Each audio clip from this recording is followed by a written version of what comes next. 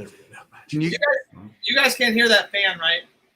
Wait, can we all hear each other? Can you guys hear me? They should be able to. Yeah, I hear you. Oh, okay. All right, cool.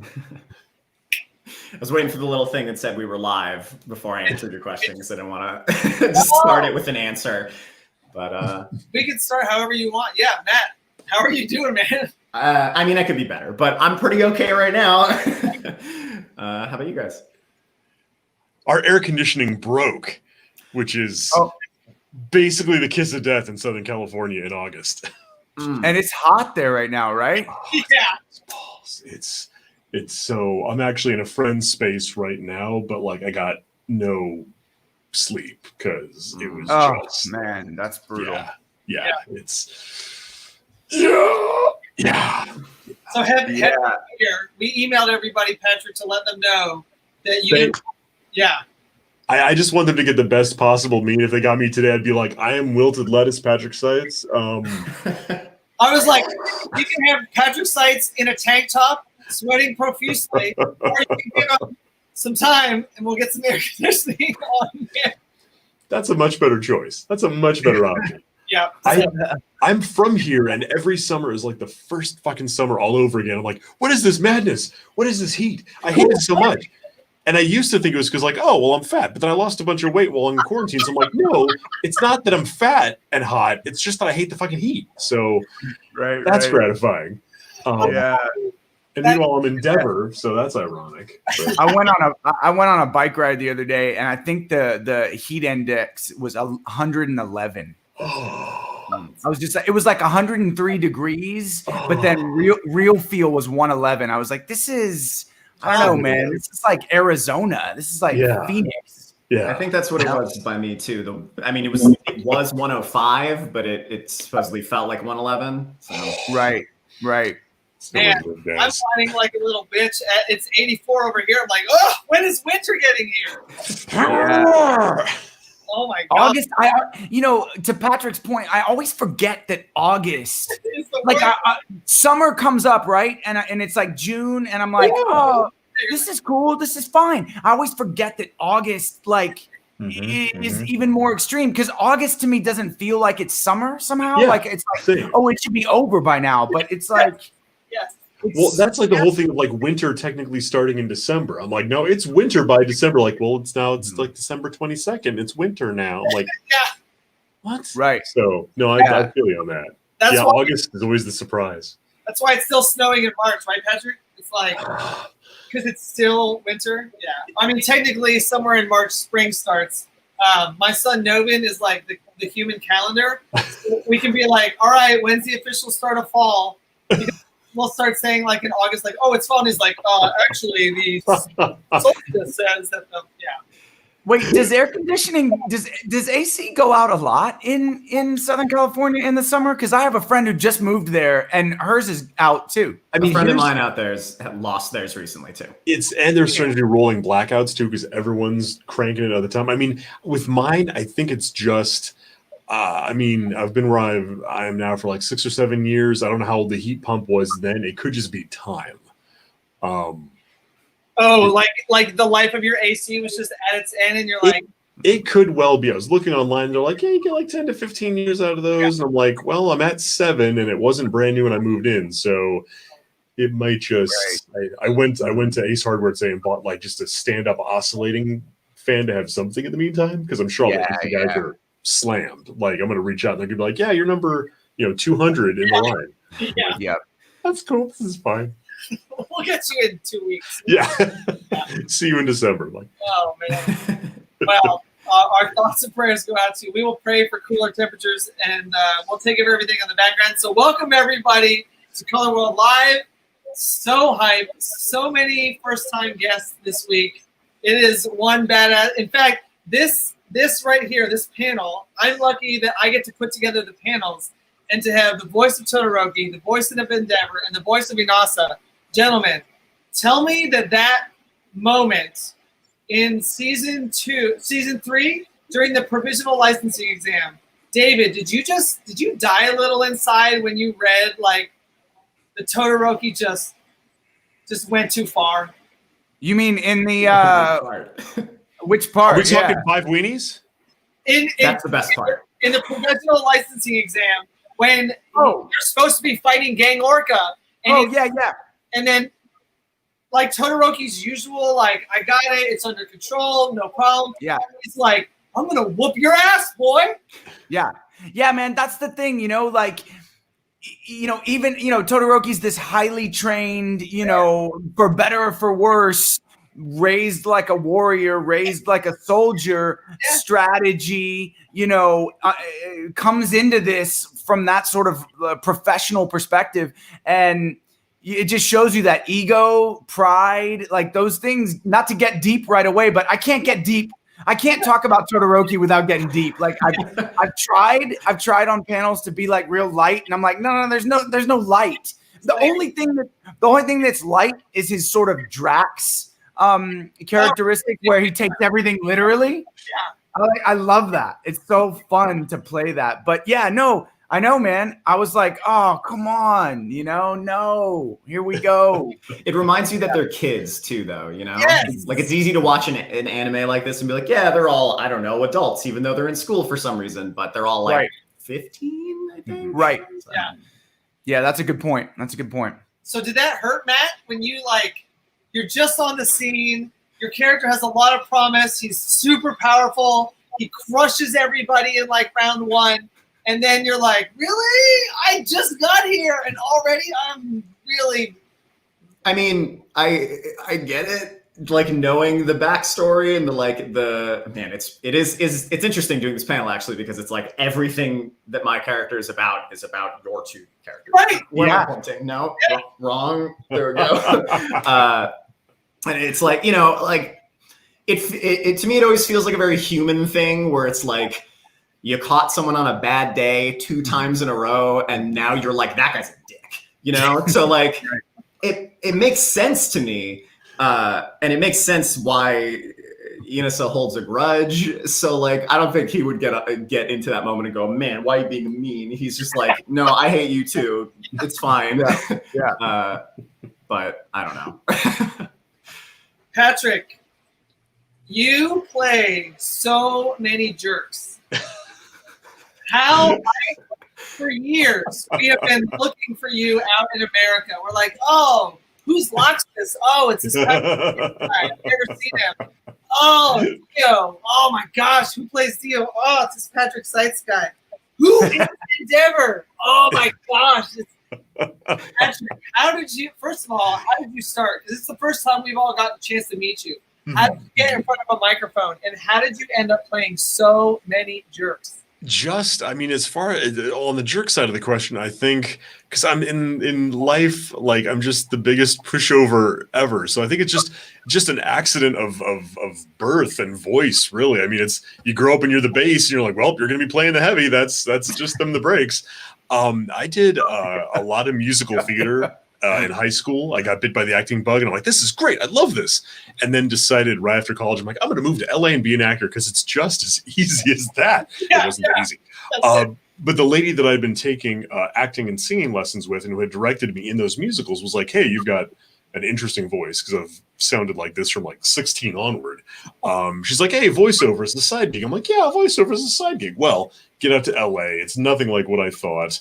The on-camera thing was a real slog and not my cup of tea ultimately. But I found myself having luck and success in the voiceover side of things. So I'm like, well, hell, I've got more opportunities in that anyway than just what I look like. So I'm gonna put all of my eggs into that basket. And thankfully, 21 years on, still chugging along with characters like Endeavor, which is great because I just get to be a jerk and a dad and all those things that I'm not in real life, but I can go and be them for a couple hours here and there and be like, cool, that's what it's like to be a jerk. That's what it's like to have kids.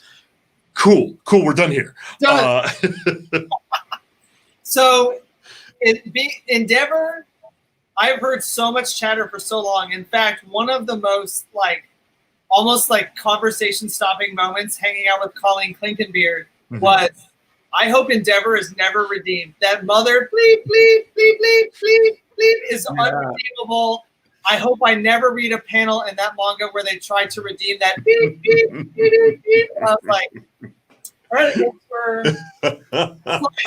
Like she was so what? Tell me about season 1. Tell me about season, like, what has your journey been like? I mean, he's as you know from watching, so he's not around a ton, but when he is, it's nice because I feel like you get a lot of bang for your buck as far as the importance of the moments when he's around. And for people that are like, I don't want to see this dude redeemed, like I get that. Like he is an ass, but I like that idea that it brings into the show of like you can have people that are like good at their job and people that benefit society and do objective good for society who still in their personal lives are just absolute garbage. Because that's like real life. I mean, it's a sort of a nuanced view, and you don't always get, just because you're finally sorry for what you've done doesn't mean you necessarily are going to get forgiveness from people. So that's a fun angle too, seeing what is he going to do, who's going to forgive him, who's going to not, and it's equally valid. I mean, he could be like, look, I'm really sorry, just completely open himself and have Shoto be like, piss off. Like that's the great thing about it. There's no obligation for characters or for viewers to forgive. And that's part of what makes it interesting. Right. Yeah. So in season 4, I have to say, I guess Colleen like primed me. I'm like, oh, this character's lost forever. To my chagrin, I had to hold back in season 2. I don't know if you remember, Patrick, in season 2, but when Endeavor fire walks up a building and launches a fire lightning bolt at that Nomu through the head, I was like, oh, I gotta try not to like this guy. That was really cool, and I hate that was cool. Like, oh, that's such a badass. Like, oh man. Like you see the evidence of his work, of his like trying to be the number one. And like you said, like professionally, I gotta tell you, man, do I call All Might or do I call Endeavor? Even All Might at his best, I don't know, man. Endeavor seems like a very efficient hero. Mm-hmm. He's going to show up, whoop some ass, and then the situation is over and he's going to walk away. But his optics are crap. Sometimes when he's walking away, he's smacking the shikishi board out of a kid's hand and setting them on a very definite path in life. It's so street team needs some work. It's interesting for me too to be, to do interviews because there's so many people have such strong feelings about whether Endeavor should be redeemed and accepted and forgiven, and some people have strong feelings that he should be. And so I always get asked, well, how do you feel? What do you think? What does Todoroki think? Yeah. Or what do you think Todoroki feels about this? And I think, I don't know, no spoilers, I guess, but the ending, the last episode of season 4, when you see Todoroki have these responses as he's watching Endeavor, do his thing and this big fight. And I love the way it was written, and I love that there wasn't a lot there because as far as like, there wasn't a lot of dialogue. You didn't really, because it's sort of, it leaves the question open of how did he feel? And it's so complicated, and not to get, again, it goes way too deep, but go there. Like, dealing with someone who with an abuse thing, like it's so complicated, your relationship to that. So I don't know. I mean, I have my ideas. I tend to lean towards the opening for forgiveness or for some type of reconciliation, but I don't think it comes without like major bumps in the road, major conflict, maybe you get farther away before you get closer together. I don't know, but it's not a smooth road, that's for sure. Yeah. So David, one of the things that really impressed me, David, about so I'm a Todoroki, like that's my dude. Like I'm gonna reveal my bias now. I feel like it's always more honest if we just know where I'm coming from. As I watched him, because Todoroki has to go through the same thing. Like Todoroki's a dick face. Like the whole reason Inasa and Todoroki are a thing is because he showed up to his exam as a dick face. And it's not like we blame him. He has like dick face for a dad. So it's like, how do you get exposed to somebody in your life who's not because his mom burns his face. Like, what a past. Yeah. In season 4, those scenes where the family starts talking, and you're like, wait, you mean the whole time Endeavor was playing the long game? Like, he's not 100% of the jerk that we like. What was that like? Those scenes, David, where you get to see the Todorokis sit around as a family and talk, and then all of a sudden there's like, I don't know, I had some light bulbs. Yeah, I mean, dude, it's as complicated as the question is. You know, it's really complicated. And when I'm doing it, and you know, living in those moments for the short time that I am, it's complicated. I even after I'll do a read, I say like, God, I don't know how I feel about that exactly. Like, was that too much? You know, what is that exactly? And so it's that thing where, I mean, I think the journey's interesting. You know, he chooses to do his internship at his dad's agency back in, I don't know if that was end of season 2 or 3 or what, but like, you know, he's able to say like, I have some things to learn from him. I think, you know, he takes pride in his ability, right? He takes pride in his quirks. He takes pride in his, I mean, at the beginning, the first time you see Todoroki, like in season 1, I think, or maybe it's beginning of season 2, you know, he says something, don't worry about it. It's just, we're just playing on different levels. Like, he's confident in his ability, and he gets that ability from his dad. And his mom, but from his dad's training. So it's complicated. Like, you can't fully, I mean, you know, like you can hate on somebody, but at the same time, you have to acknowledge what you got from them. And so it's, you know, and good and bad, you know, like, because bad can send you in the right journey as well as good, just the same that good can. So yeah, it's complicated, man. I mean, light bulbs went off for me too. And it's like, okay, you know, and I have to get personally invested in what it is, but I can't get too like speculative because then I'll get attached to some idea that I might want to happen that the creators aren't going to do, you know? So yeah, yeah. I feel like it's, sorry. Yeah, I was gonna say, Matt, like, so first of all, when I looked up, like, we have a license, and so we're like, okay, who's gonna be at the show? Oh, they're the voice of it, and I'm like, Matt Shipman is Inasa, and then I heard you, and then I watched on some streams, and I'm like, can somebody explain to me how Matt Shipman is in? So tell me about Matt, because Patrick, you just had surgery, right? Yeah, about a month and a half ago, like literally the week after we recorded the end of season 4. Okay. Like when it came up, I was like, we need to do this now because I absolutely cannot do it after. And Patrick's been talking about like being careful, watching your, like, really reminding us that there's a lot of work in being an Endeavor, in being a, you know, like, Matt, tell us about, for you as an actor, like, what do you have to get? Like, is there a routine? Is there a regimen? How hard is it? Can you do it for so long? Tell me about being Inasa. Well, I'll say that when I auditioned, I did not audition with that voice. I had the same energy, and Colleen emailed me back and was like, "Great, I think we're onto something. Can you go any deeper?" And I was like, yeah, sure. And I happened to have a session later that day. So I was like, I'm going to be in anyway. Do you want to like do it in person? She's like, yeah, sure. And I walk into the booth, I do my thing. And she's like, all right, just go a little deeper. And I'm like, okay. And then I went a little deeper and she's like, great. And that was it. And then I did my first episode with her. And then she was directing the first movie, I think, directly after that. So then I was working with my buddy Clifford Chapin. He was like sub-directing on my second episode. So I was like, okay, we barely established this character and voice. Time to sit here and hammer it out more.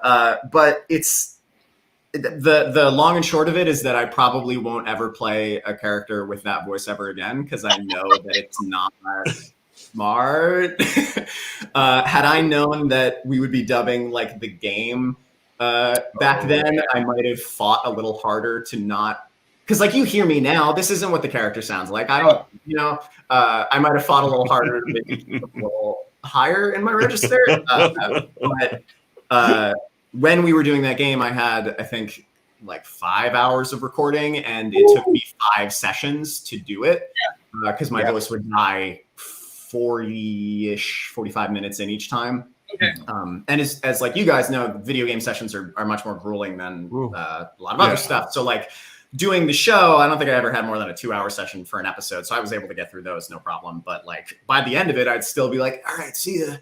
Not totally wrecked, but enough that I'm like, all right, drink some tea when I get home. Drink some tea right now at all times. But I mean, I don't know. It feels right for the character, like not maybe not necessarily the depth, but the energy, you know, just like giving every single sentence 100%.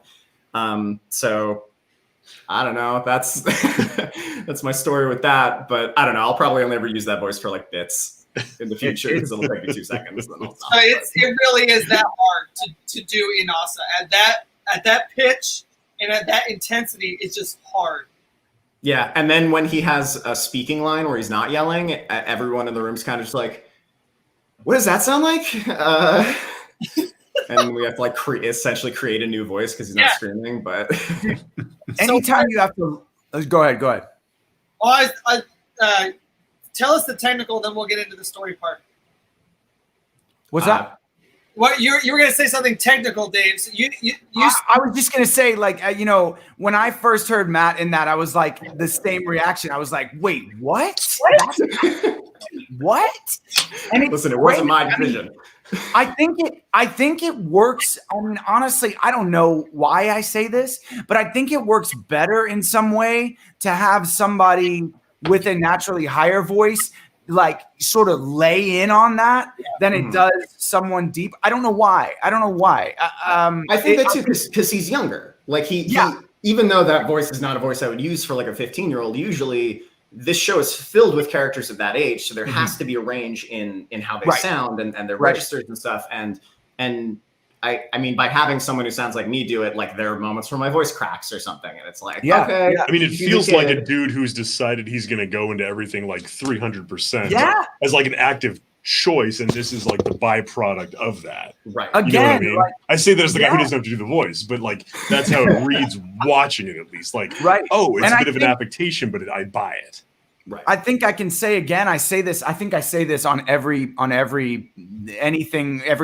anything. You know, Colleen, I don't know. She's cast the thing so well, and I think even that choice of Matt for that is like it just works. But what I was gonna say is like anytime you're like, I remember the first time I played a character where.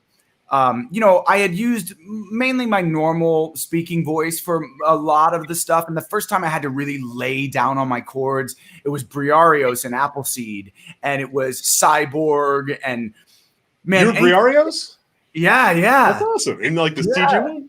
That's cool. Yeah, the CG one, yeah. I adapted that. Yeah. No way, really? Yeah. Nice. I didn't know that. Dude, Yeah. Sick. Anytime I did the first, there's those 3 movies. And the first one, I did the second one first. Then we went back and re-recorded the first one. And then we did the CGI one, which I also did the mocap for. So that's my physicality. Cool. Yeah. But that was the first time I had to lay on my chords, dude. And like by the end of, I don't forget how long it took us to do the 2-hour film, but the end of that second one, I was shot because you're like making your chords like slap each other in a way that they're not supposed to do. Like it's supposed to be like a billowing thing. Yeah. And you're just going boom, you know, you're just so the right way doesn't make the sound that people want in these moments. Right. Like when we're doing the thing we're doing, it's not that like, and sometimes you get clients that don't realize this. It's not like that we're some magical machine that can just do it forever. It's that because we know what we're doing, we have a longer operative window before our voices crap out. So we can get more done, but it's not like we've got some secret of immortality. We, you know, tear ourselves up and then come back. When we do shows, it's anyone who comes by the booth, I put on music, and it's literally a show. If I have to help 15 people at a time, and I'm like, hey, what did you know? And so I'm speaking above the music for 10 hours a day, 3 days straight. when Monday comes, my phone calls are going to voicemail. I don't care. I'm going to watch anime.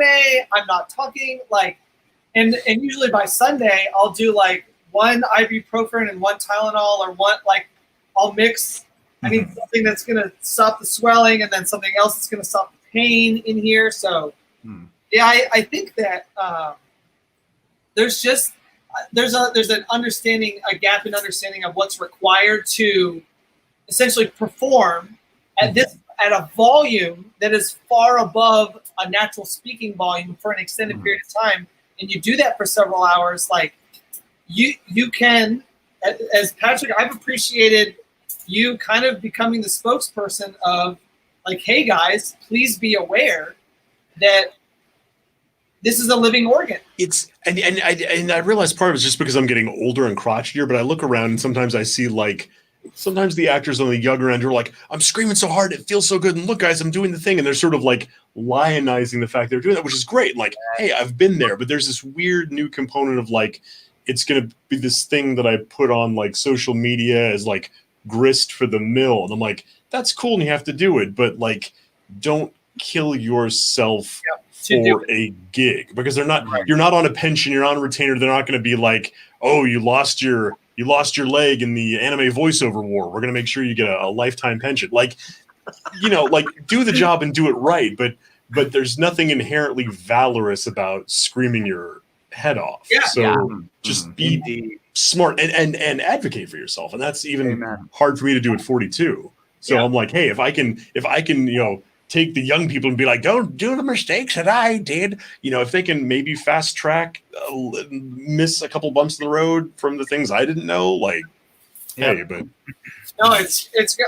I only have a Fire Dragon Roar or a Plus Ultra, like once a weekend, dude.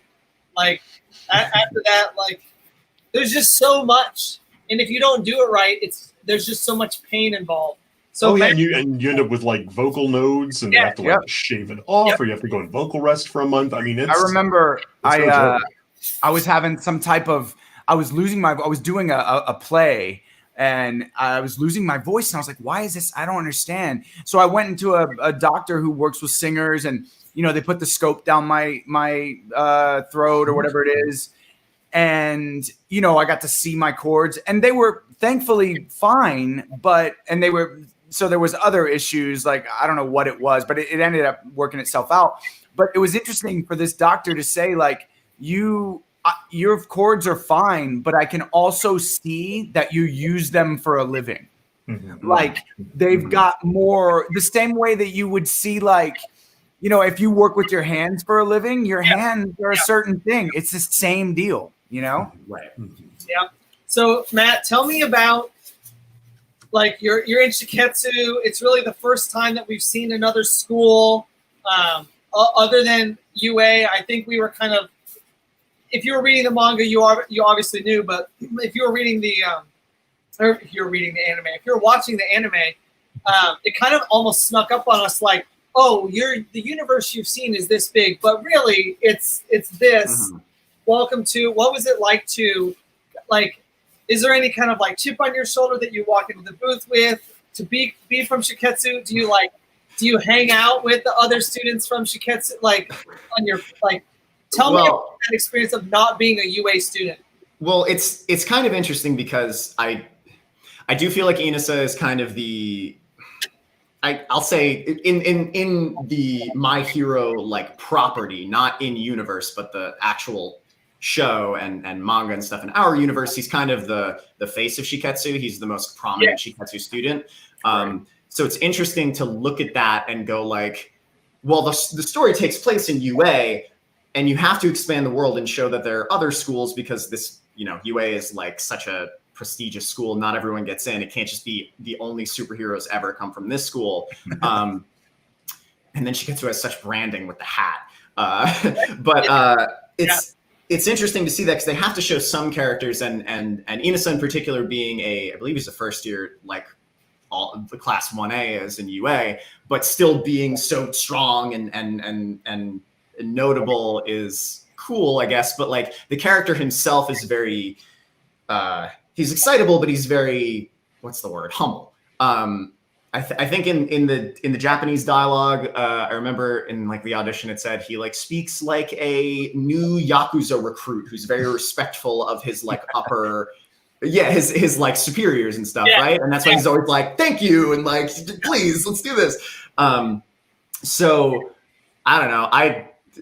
All I have to do is shout his name once, because that I shouted in my slate for the audition, so that's always my trigger thing to go back to him. Nice. But I don't know. I mean, he's just like a dumb. He's kind of like a puppy, like looking around, everything's great, and then when he does something wrong, he's like, "Oh, sorry," keeps smiling. So I don't know. I mean, I look at the character, and obviously we don't know anything ahead of. I don't read the manga either. I just watch the show. I sometimes will read the manga for other shows like Attack on Titan. I read that. But My Hero, I've enjoyed the show so much, I stick with that.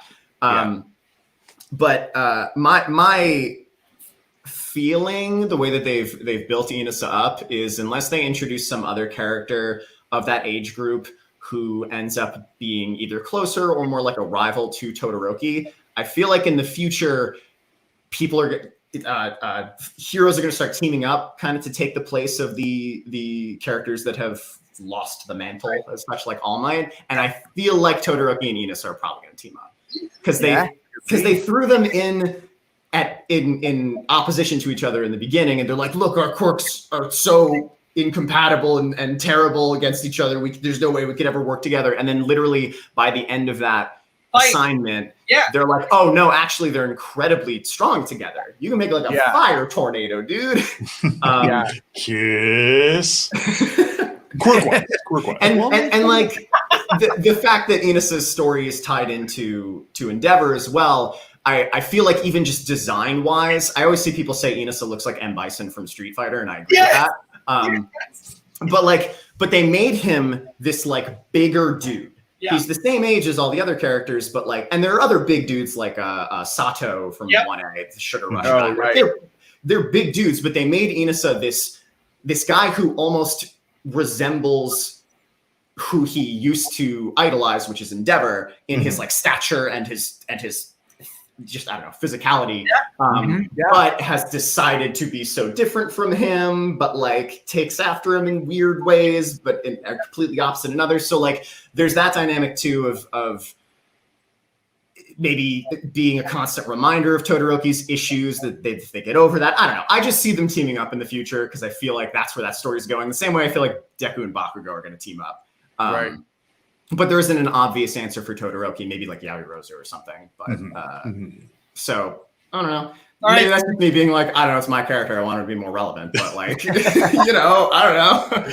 I've read things like this. I'm thinking this show like I grew up watching Naruto. Like, what's this show going to be in 10 years when there's an inevitable time skip and like the world is completely different and all these characters are reintroduced with a new design to do something cool? I don't know. I'm thinking long game. Yeah. I mean, that's the thing. The world is so rich. The characters are so rich. I mean, there's so many possibilities. It's unbelievable. I mean, not only just continuing with the series, but like spin-offs. I mean, you could do, there's so much. There are a lot of spin-offs. Yeah, there's a spin-off. I read that there's some manga chapter that came out recently, a spin-off where Todoroki, Inasa, Kaminari, and Seiji, the other Shiketsu student, all went to a place and made ramen together for some assignment. I've seen scans of that. I'm like, make that into a filler episode. Come on, guys. Yeah, right. Right. I got to tell you, David and Matt, the only time I've ever watched the sub of My Hero Academia was in the what's the remedial training that they go to with the kids, and when that 5 weenies. 5 weenies. My name is not. No, what? Yeah, my name is not 5 weenies. That's my line in that line. Yeah. My name is not 5 weenies. I wish Endeavor were like, your name is 5 weenies now. That's what I wanted to name you. Your mother said no. Oh man, yeah, I forget not too late. I forget what the name of that place, whatever that test they go to. Yeah. It's the first time that I was like, I can't wait. I'm not going to wait. I mean, I'm going to go back and watch it because I want to hear David and I want to hear Matt and I want to hear Patrick yell at everybody from the stand. But like, it was, I know it's off the beaten path and I know it's not the main story, but did you guys feel like when that kid opened up his mouth cannon and fired, I was like, hit play. I don't care that Tongue tank. You know, that whole that whole provisional licensing, retesting or whatever is really, there's so much there. Like, I mean, it was so much fun. It was the kids are amazing. Like, but I went down a rabbit hole and like Googled some stuff about that. And there are all these theories about that class of kids are showing us that the quirks are ultimately going to get too powerful for the human body. Yep. And that there'll become a point where like Overhaul's serum will be needed because taking away quirks will save people's lives and stuff. I was like, oh my God, this is insane. But yeah. You guys speak to that because David's right. Like, as much as we want to like stay up here, if you do any amount of reading, any amount of pondering, you're like, this show is so deep. Patrick, like, tell me season 4. Like, it was I as a guy who's been waiting for an excuse to admit that I just can't stop liking Endeavor. Like, tell me about, dude, those final episodes. Oh, so good. Those were recorded in quarantine, so it wasn't even our usual setup of like, oh, we're getting to like go and work with an engineer and they can do all the crazy awesome stuff that they're always like. It was rough. Yeah. But worth it. I mean, in a way, it sort of reminded me of Stardust Crusaders for JoJo. Dio sits in a dark room for most of the season talking crap to his subordinates, and then in the last 2 episodes he just shows up in a real major way and you're like, whoa, this is cool, but this is quite the departure from what he was doing all these other episodes. It was sort of the same thing for Endeavor. Suddenly Endeavor's like, I'm gonna do the thing, and I'm like, oh yes you are, Mr. Gentleman, yes you are.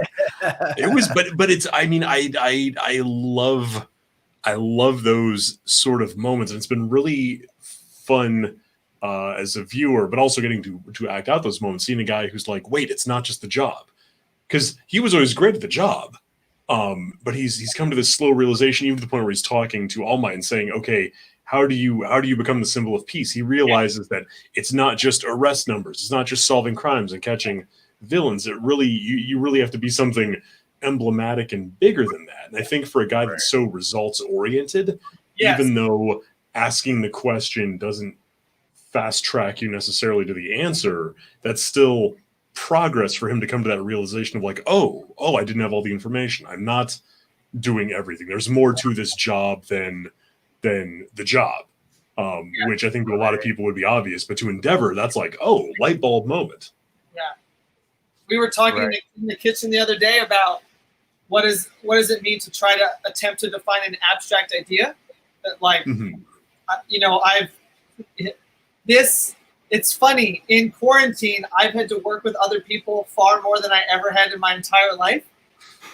Like, in the real world, I can run a convention by myself and I can help 13 customers simultaneously because my ADHD allows me to focus everywhere all at the same time, and other people don't have that. But then also I found out that I've been struggling with autism my whole life, and that what looked like doing it Brad's way was actually like, Rachel had explained to me that there are certain concepts in the autistic mind that are so ambiguous that we just simply won't speak of them because we have no way to concretely define what they are, and because autistic people need a.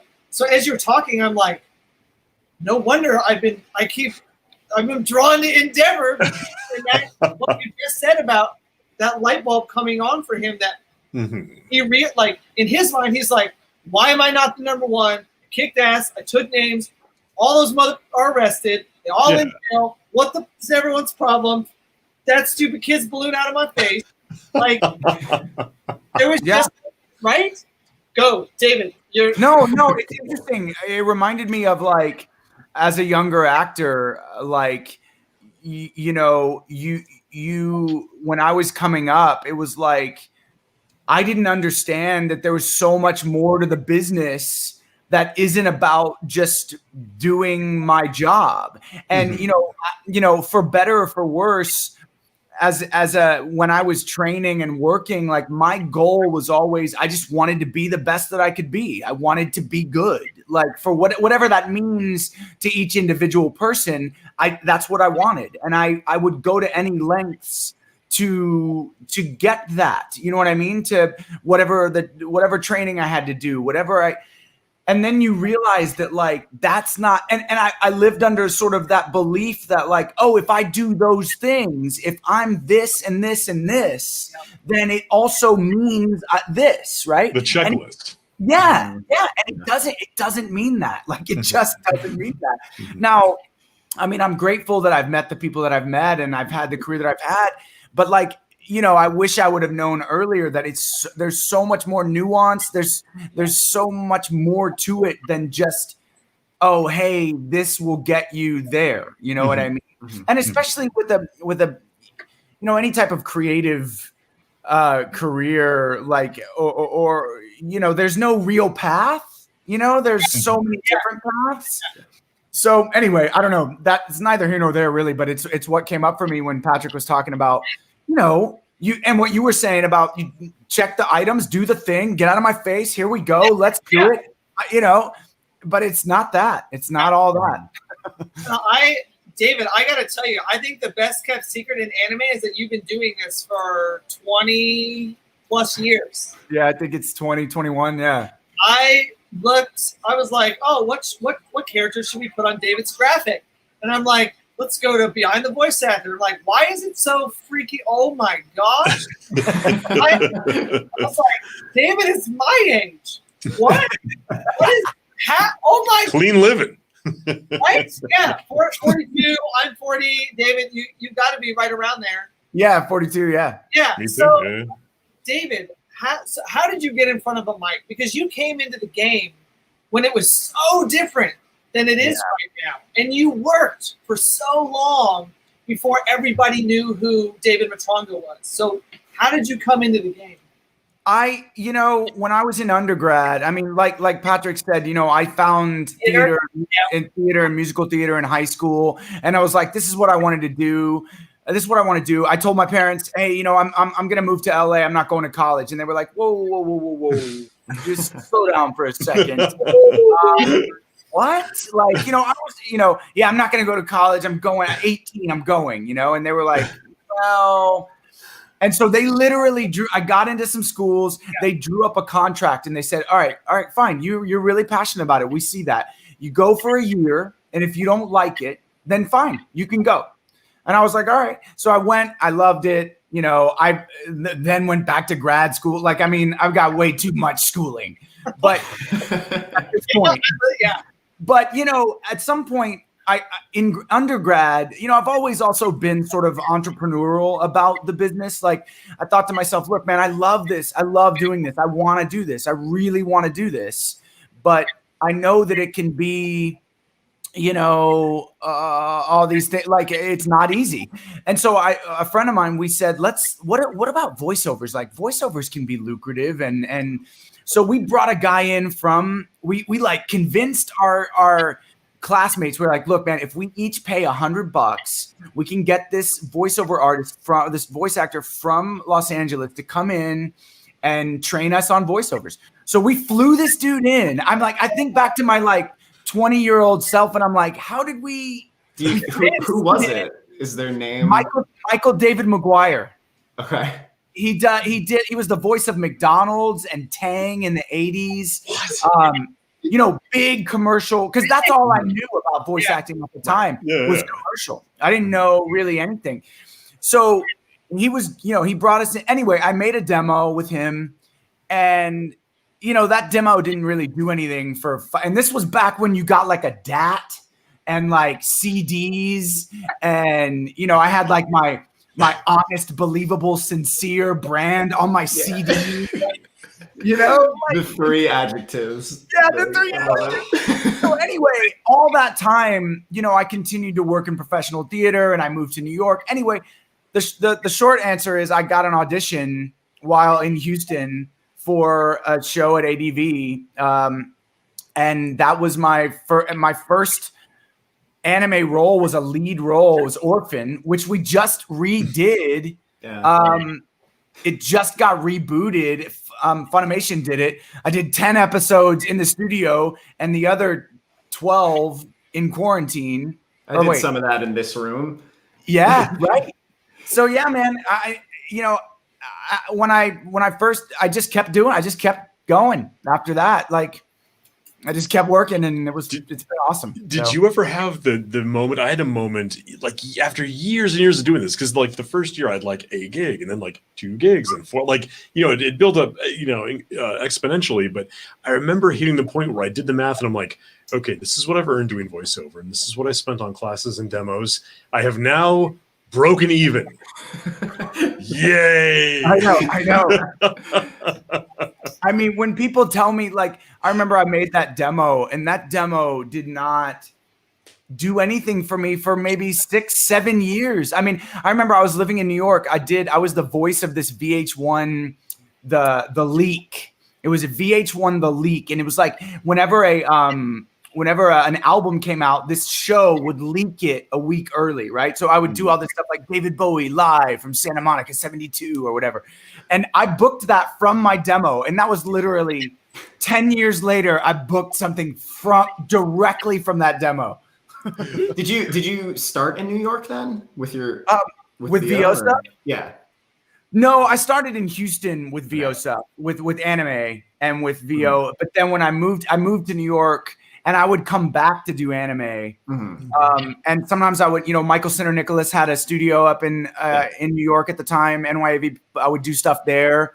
I think I did some Appleseed there. But yeah, so I was kind of doing both, but yeah. I grew up in New York, and so I started there. Okay. And then moved to Dallas because it's cheaper to live. Right. I thought you did. Where did you grow up? Where in New York, or what area? On Long Island, so like Suffolk County Okay. area. But I would just, at some point I moved to Ridgewood, so it was like middle of Queens in the Bronx. Right. Yep. When I lived in Queens.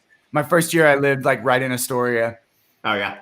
I've lived on I think I've lived in every borough but Staten Island. Wow. Yeah. I only lived there for like a year before I was, you know, I liked it, but it was so expensive, and it was so like I'm in a house now. You know, like I was in an apartment that was meant for 2 people, and I was the 3rd person. So When I first moved to New York, I lived in what was technically billed as a 1-bedroom with 4 people. You sleep above the fridge. Yes, we had beds. I mean, yeah. Mine wasn't so bad. Mine was like the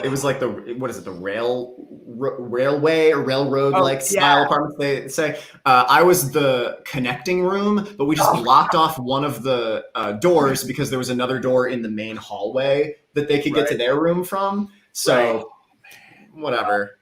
Also, David, really quick. Are we using the same microphone? I did. Studio Projects, CO1U or something like that. Yeah. Totally. I've had this since my college days. Yeah, dude. Yep. It's a good mic. It's a workhorse. Yeah. Yeah. Okay. What's that mic again? What studio project is it? The CO1U? Is that right? Am I remembering that right? Yeah, I just thought it was C1. No, maybe it might be C1. I think CO1U might be some other old USB mic. Studio Project is the brand. Yeah, Studio Projects is the brand. Yep. Brina Palencia, like Rachel and I posted something on Facebook, and she was like, "Will you two do a podcast called How to Raise Anti-Racist Kids?" And I was like, I mean, I love the idea, but it's like, but then this, and then also this other thing I do, but then also this other thing I do, and so Rachel the other day was like, "Oh yeah, what happened to that podcast?" And I was like, "Well, yeah, I need a mic. And too many mics to choose from, and I'm indecisive, and I got too many." I would say maybe for a podcast, you could probably go with like a Blue Yeti, to be honest. Yeah, true. Right. Like you could get a really high quality thing, but I can't remember how much this thing was, but it's in the hundreds for sure. Yeah. Guys, you want to? Here's my old school. The first time I did podcasts, it is an M audio producer USB. Yeah, rock on. That's my first one. I don't even know if I have the end of it to plug it in. So yeah. Okay. Every now and then I hear the equipment come up, and then I'm always surprised at how much everybody knows. Is how much of that is a result of being forced into kind of learning the engineering side, or how many of you guys are audiophiles and you've like secretly, you could always name like the top 3 mics as an act. Like, tell me, Patrick, what's been your experience with the tech side of this? Is Patrick frozen, or is Yes. Oh no! Oh, that's such a nice smile. Yeah. Frozen, he's frozen in the best way, though. How long has he been frozen like that? Because I just thought he was smiling and having a good time. Nobody ever gets that lucky when they get frozen. Okay, David, what about you? How much of the tech side of this did you come into it with? Has it been a result of quarantine? Like, tell me about your journey on the tech side. I'll try to be brief about it. So, you know, things, I mean, I remember back in the day when I would go, and this was in New York too, I would go into my agent's office for an audition. Right. Agents had little booths and a mic set up, and you would literally go in there, or I would go right to a casting director's office. And now that's just, and this is way before quarantine. I mean, it's probably been the last like 10 years. Yeah. Like everything's gone. You audition from home. But in the last 5 years, I would say there are now auditions where clients want, he went beyond. I try not to be too distracting, but sometimes the comments are so good. Yeah, that's pretty funny. No, you got it. Comes in to see it. Patrick was like, that comment was so good, I've got to come back in there before. That's amazing. I don't know what happened. No, like now there are gigs that you literally can't audition for unless you have a production quality setup. So I was already in that direction, and then quarantine really pushed me even farther. Yeah. All right, Matt, what about you? You strike me as a guy who knows his stuff. Well, I'm glad I come off that way. I am a guy who has absolutely no formal audio training, but picked everything up on the way, and I am still missing huge parts of the knowledge. I know how to engineer an ADR session because I was taught how to do exactly that. I could not master anything else. Right. But my wife and I, Brittany, Lotta, we have our own studio space, and we've done like dubs for anime and games periodically when companies need it. So I'm kind of the de facto engineer, but we both kind of have to know all of it. So, this mic I bought when I didn't know anything, but it's a good mic. So I have it as our talk back, but like we have a different mic in the booth, and like I put this studio together because I looked up how to do it. No one taught me. I recently figured out how to like, here's my level of knowledge for anyone who really knows audio. I only in the last like 2 months of my life have fully understood buses. Oh, dude, I'm not there yet, but like, you say buses, and I'm like, I've got to understand buses, man. Here, I feel like I have a really easy like explanation for it. All right. Well, I don't know. This first part might be the way I think of it is like I've played card games my whole life. I played with Yu-Gi-Oh and stuff, and like there are always those cards that are like, this card is treated as a bird, and you're like, what is that? That's useless. Like that effect doesn't mean anything. But then there's another card that says birds can attack twice now. So in conjunction, those two things mean something. Buses are like, you send something to bus 1 and it doesn't mean anything yet. But then if you use another track and you set the input as bus 1, now there's a reason for that bus to exist, because now the stuff that you were sending to bus 1 is being utilized somewhere else. That's all buses are. It's like moving audio from one place to another. Well, I don't know if you know, that totally makes sense to me now, but I also don't know if you know this, but I'm going to be texting you now. I'll tell you, man. I sat here on this computer, like just staring at it for like 2 hours. I'm like, how do I make the audio from my Pro Tools session go to the client if I want? Right. So. I just figured out like Source Connect. I did a couple of sessions where like I've got, I had a client in Houston. Mm-hmm. They were running the session. I was in Pro Tools, like doing a backup session. Like I'm obsessed with it now. The last thing I'll say is I'm so like, now all I can do is hear noise. Like I walk into a room and I'm like, oh shit, that's not going to work. Yeah, we got it. Oh my God, that person needs water so badly. Can they please drink some water? It's like, it's ruined. Yeah, it's. But, and I feel like there's a point where like I worked with a client somewhat recently on a remote thing. And they wanted everything recorded. They connected with us ahead of the session. They were like, let's put on this limiter and you're going to crank your gain way up. And everything was coming in at like -3. And it like, to me, I'm like, what is that? Like, that's way too hot. Like, shouldn't you record lower and you can gain it up later? But that's what they wanted. And they're a respectable studio. Like, and then I worked with like 8 other people and they're all like, no, lower that. Come on, go back down. And I'm like, that's what I thought. So it's all, there's a lot of stuff that is, it's what you think is good and what you want, whichever clients want. So like, and, I talk to my engineer friends, like I have a good friend who engineered was engineering Orphan when I first did anime. I've known him for 20 years and he's like, he knows everything. And he's like, dude, there's still stuff. You're always going to be tweaking. You're always going to be working. It's always a process. And I'm like, okay, I'll try to accept that. I want to be there now. I want to end. And like, sorry, David, there's no end. Yeah. There's no end. There's no end. All right, Patrick, what did you come into the game? Like, where are you at on the tech level? I'm not super. Here's the thing. I like directing. I like script adapting. I like English. I like words. I don't like math and science. I don't like coding. This idea of like, oh, you forgot an end bracket, so nothing works. And that's what audio is like for me, because one thing isn't plugged in right, or you forgot the thing, or this isn't toggled, and nothing works. Like that is not a fun time for me. At all. Plus, living in LA, my place is like 600 square feet. So when suddenly we were under quarantine, just with the layout of my place and the square footage, there really isn't a good space. So it's all been the stress of like, oh, we're gonna do this and hopefully it works, and hopefully we're not getting too much like headroom because I've got cathedral ceilings, yada yada yada. It's. I mean, we've really, if anything, this whole thing is just.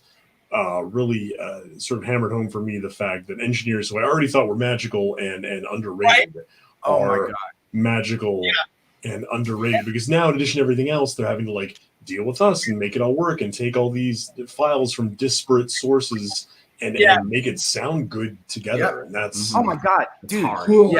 Agreed. They're magic. They are magic. What they can do with a file is unbelievable. Yeah, it reminds me. Has anyone seen Ronnie Chang's comedy bit about fixing his mother's computer over the phone? I don't think so. Oh yes, I have seen this. Okay, so that's what I think of when I think of turning in that, like engineers trying to tell you what to change and what to press when you're.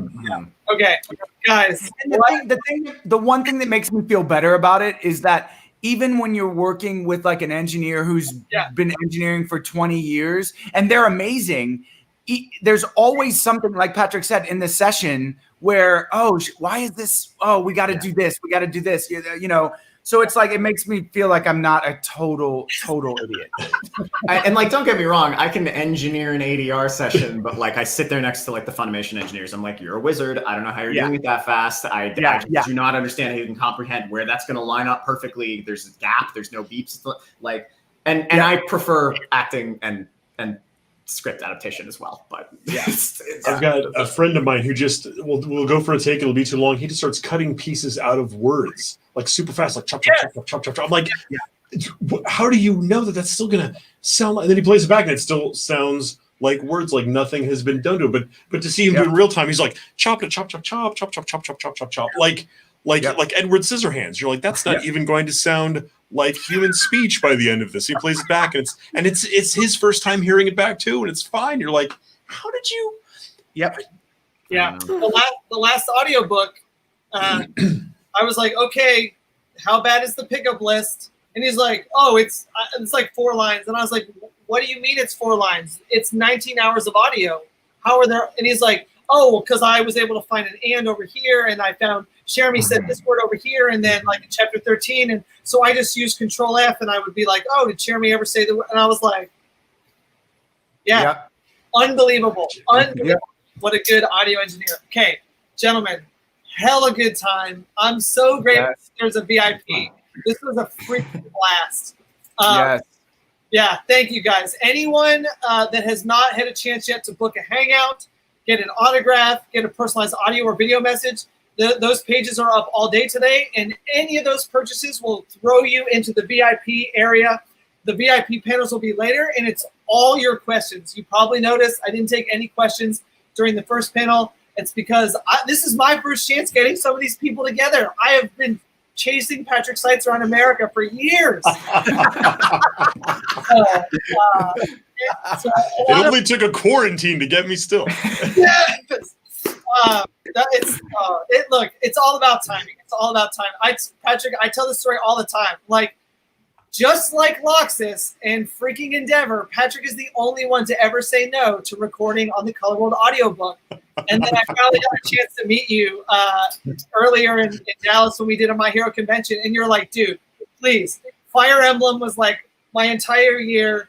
Don't take it personally. I'm not really as big a dick as Loxus. Like, it's a timing thing. So I love so often it is. Dude. Yes, very often. Yes. So thank you guys so much. Everybody, thank you so much for joining us. There's another panel that I'm already late for that'll be starting as soon as I jump from this part of the internet to the other part of the internet. You guys get a break before Hangouts start.